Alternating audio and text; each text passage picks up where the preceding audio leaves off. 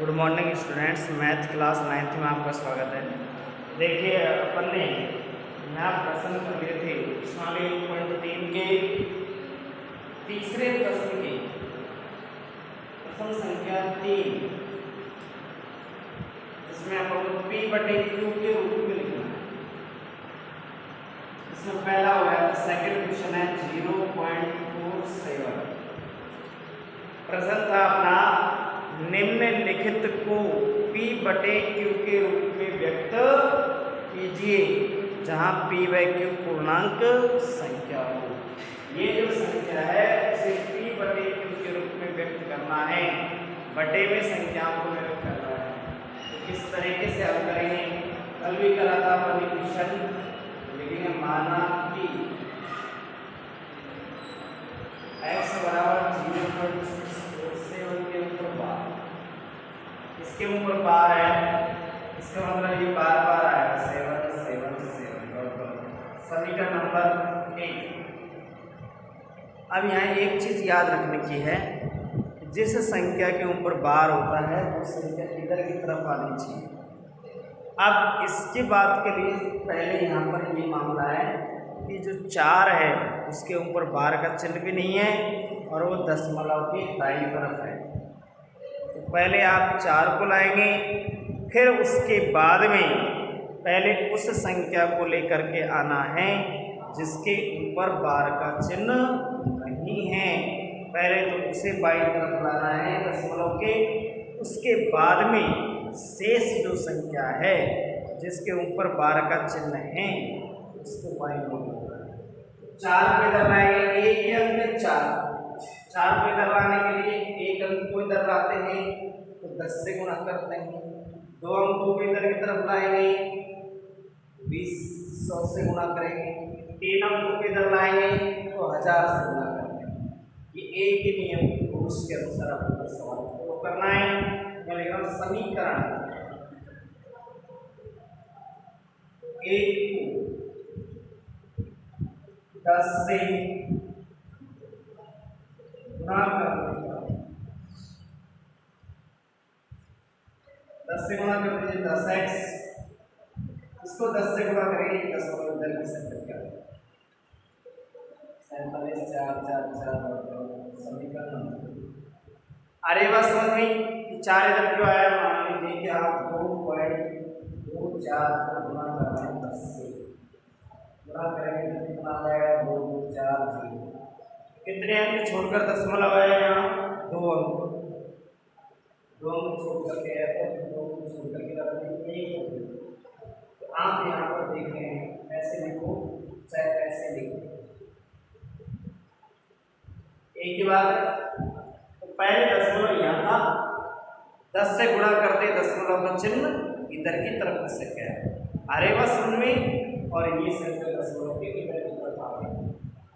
10 से गुणा करते तो एक संख्या आती है इधर, 100 से गुणा करते हैं तो 2 संख्या इधर आती है, 1000 से गुणा करेंगे तो 3 संख्या इधर आएंगे।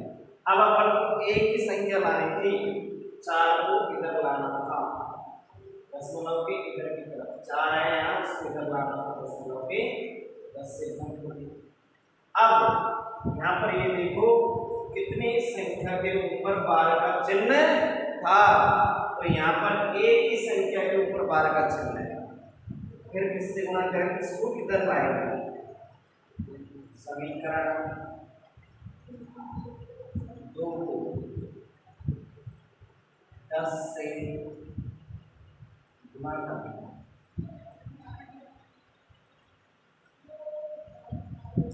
यहाँ एक ही संख्या के ऊपर बार का चिन्ह है, 7, केवल 7 के ऊपर बार का चिन्ह, 7 इधर ले आएगा, कितना आएगा? 10x बराबर 4 777 समीकरण नंबर 3। ठीक है, अब आप देखिए समीकरण, तो बात समझ में आ गई। 10 से गुणा करेंगे तो एक साथ इधर आ जाएगा। ठीक है, यहाँ पर बार का चिन्ह 1 के ऊपर है, केवल 7 के अंक के ऊपर है, इसलिए 7 को इधर लाना है। तो पहले तो उसको लेकर के आओ जिसके ऊपर बार का चिन्ह नहीं है, उसके बाद में जिन संख्याओं के ऊपर बार का चिन्ह है उन संख्याओं को इधर लाएंगे। समीकरण 3 में से समीकरण 2 को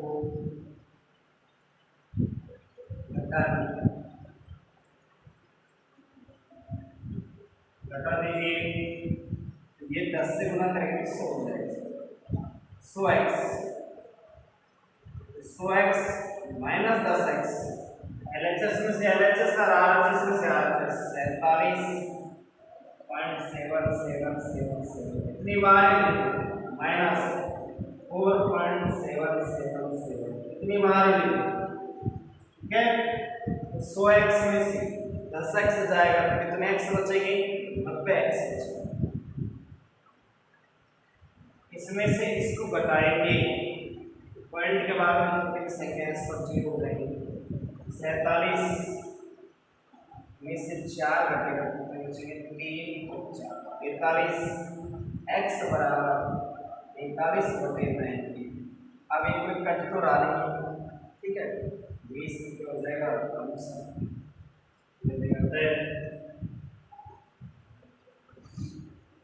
0.47 7 का p/43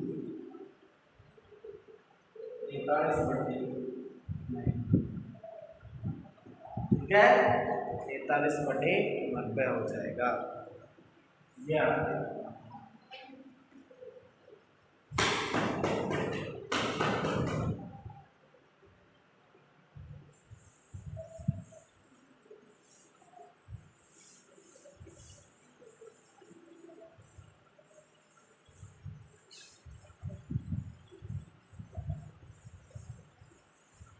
ये अपने तीसरे का दूसरा प्रश्न, ठीक है। अब अपन करें प्रश्न तीसरे का तीसरा। तीसरे का तीसरा है 0.001, इसके ऊपर बार का चिन्ह लगा हुआ है। 3 संख्याओं के ऊपर बार का चिन्ह लगा हुआ है। ऐसी स्थिति में आपका हल करने का तरीका वही रहेगा। माना कि बार का मतलब होता है संख्या बार बार आती है। 0.001 0.001 0.001 और समीकरण नंबर 1। अब देखिए यहाँ पर आपको पता है कि बार का चिन्ह 3 संख्याओं के ऊपर है। 0.001 है, इसमें बार का चिन्ह लगा हुआ है, इसको पक्षांतर करके लाना है। ऐसी स्थिति में आपको पता है कि 3 संख्याओं के इधर जाना चाहिए, दशमलव का अंक यहाँ है वो इधर की तरफ आना चाहिए। तो आपको पता है कि जब एक संख्या के ऊपर बार का चिन्ह होता है, एक संख्या को दशमलव के इधर ले जाना होता है, 10 से गुणा करते हैं। 2 संख्याओं को इधर की तरफ लेकर के जाना है दशमलव के, 100 से गुणा करते हैं। और 3 संख्याओं को इधर ले जाना हो तो अपन 1000 से गुणा करते हैं। इस तरीके से आगे बढ़ते। तो मैं यहाँ पर समीकरण 1 को 1000 से गुणा करने पर 1000 से गुणा कर दीजिए 1000x बराबर 1000 से गुणा करेंगे 0.0, यहाँ पर इधर की तरफ आ जाएगा 0.001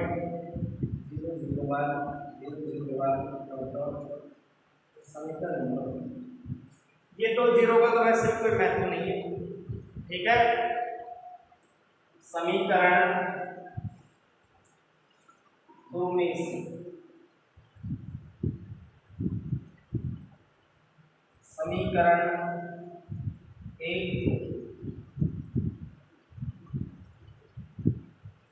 घटाने पर कर दीजिए 1000x minus x 1.001 dot dot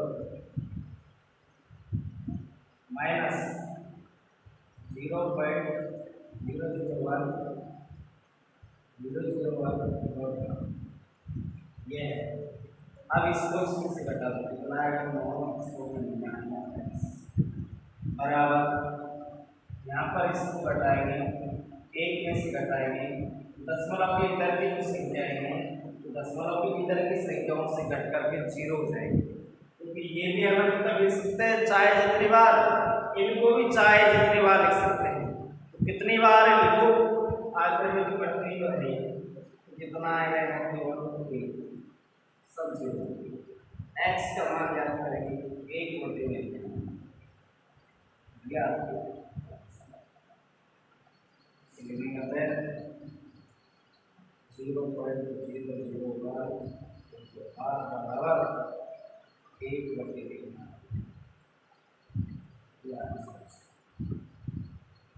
इस तरीके से p बटे q के रूप में व्यक्त किया जा सकता है। अब देखिए यहाँ पर और मेरे पर क्वेश्चन अगला क्वेश्चन है चौथा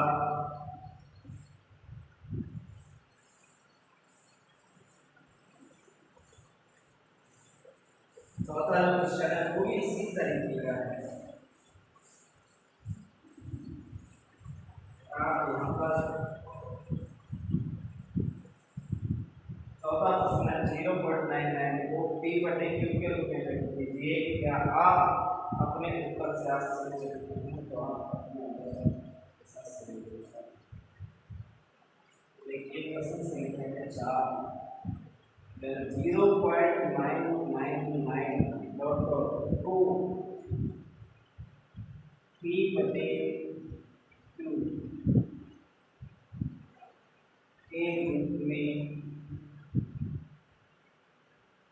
के रूप में व्यक्त कीजिए।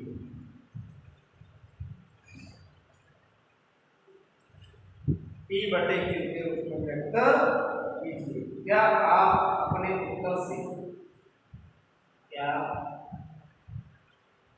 आप अपने उत्तर से आश्चर्यचकित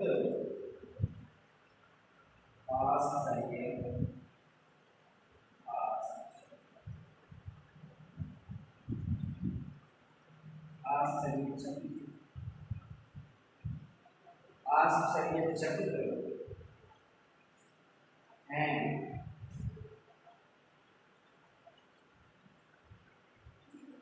अपने अध्यापक और कक्षा के सहयोग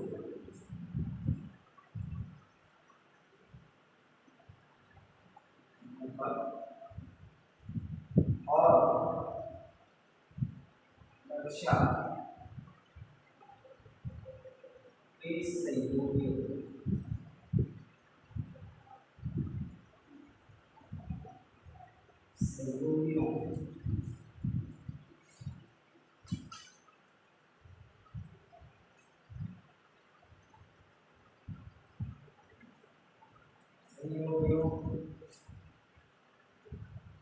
के साथ उत्तर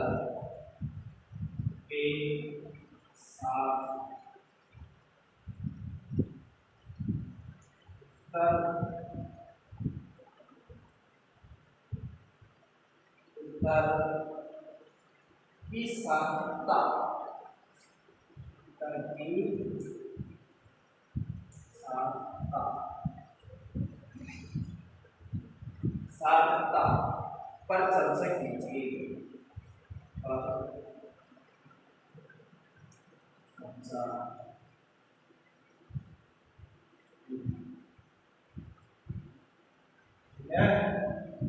यहाँ पर देखिए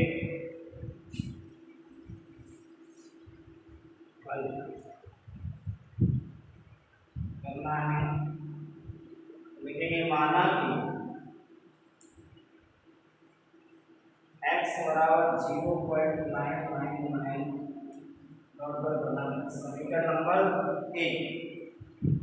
पिछले सवाल की तरह ही है, यहाँ पर एक अंक की पुनरावृत्ति हो रही है। किसकी हो रही है? एक अंक 9 9 9 9 आ रहा है। 9 को इधर लाना है हमको, तो क्या करना चाहिए? 10 से क्या करेंगे? गुणा। समीकरण 1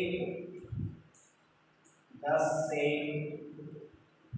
गुणा करने पर 10 से गुणा कर दीजिए, क्या है? 10x बराबर 10 से हम गुणा करेंगे तो 1 9 इधर की शक्ल क्या आता है? 9.999। कितनी बार लिख सकते हैं? डॉट डॉट कितनी बार लिख सकते हैं? समीकरण 2 में से समीकरण 1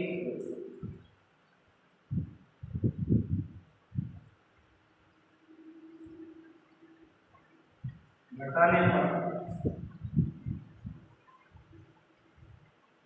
10x माइनस x बराबर 9.99 0.99। यहाँ 10x में से x क्या कितने x बचेंगे? 9x। इसमें से घटा देंगे कितना है? 0.99। 9 का भाग x बराबर 9.9, 9 में 9 का भाग देंगे, कितना आ जाएगा? 1। ठीक है, इस तरीके से यहाँ पर 1 प्राप्त हुआ है। आपने पहले भी देखा था कि पहले भी अपन ने किया था 0.999 को अपन लगभग 1 लिख सकते हैं।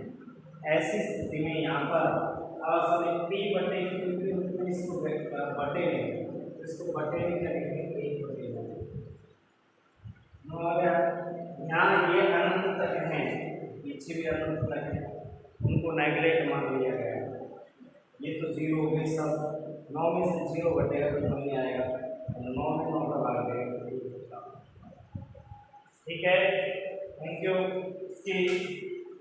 इसमें कोई आश्चर्य नहीं होना चाहिए कि p बटे q के रूप में व्यक्त करेंगे तो लगभग 1 आएगा। 9.99 अनंत तक है, अनंत तक में वो लगभग 1 के बराबर होता है।